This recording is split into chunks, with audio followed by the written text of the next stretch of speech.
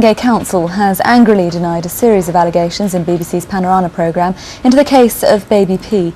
The programme, due to be broadcast tonight, reveals that a senior police officer had pressed for the child to be placed in care, but that social services insisted the toddler could remain at home.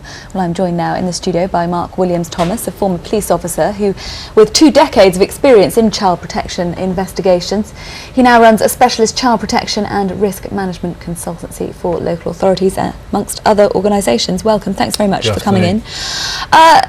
You have 2 decades experience. Did you ever find yourself in a similar situation to that we're hearing of now, that the police officer wanted one thing, one course of action, and was overruled by social services? I've not personally felt myself in that position, because there was a very good relationship between the police and the children's services social workers.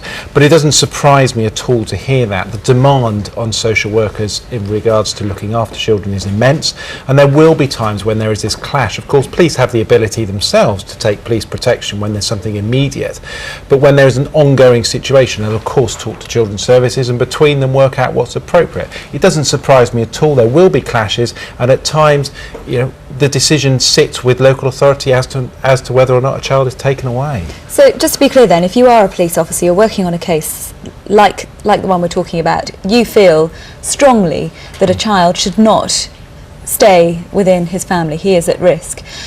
Social services disagree with you. What options are open within the structure for you at that point? Well, clearly the police can take immediate action. They could take a police protection, they could take the child away from where they consider that immediate risk. Without the backing of social services? Absolutely. The problem then rises is that, well, where do you then put that child? And of course the child then becomes the responsibility of social services. So you go back to the position of social services, who have already said we're not taking that. So there is this real loggerhead, and if the police are saying this, then this is clearly something that's going to need to be looked at in the future when there is an issue as to a conflict between decisions of police and social workers.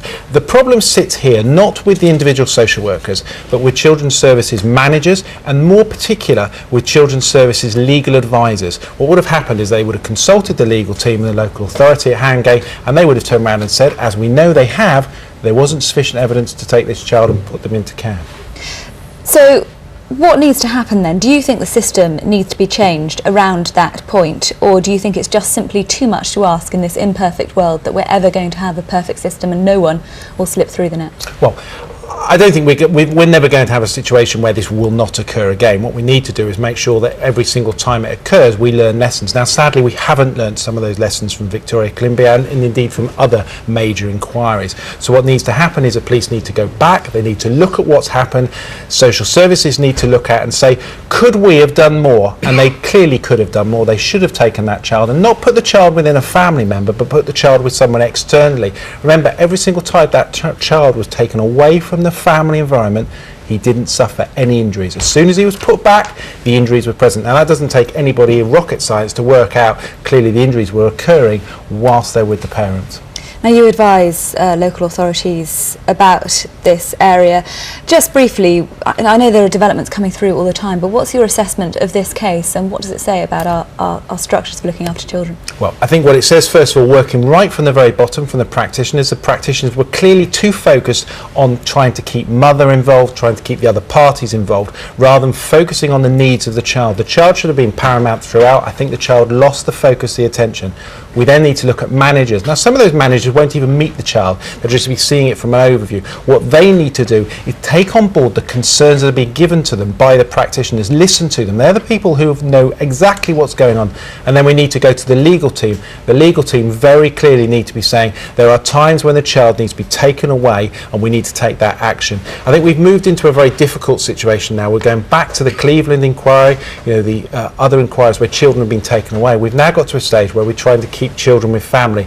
Sadly, children with families will suffer injuries. We know that the families are most responsible for most child deaths and indeed for most of the assaults that children face.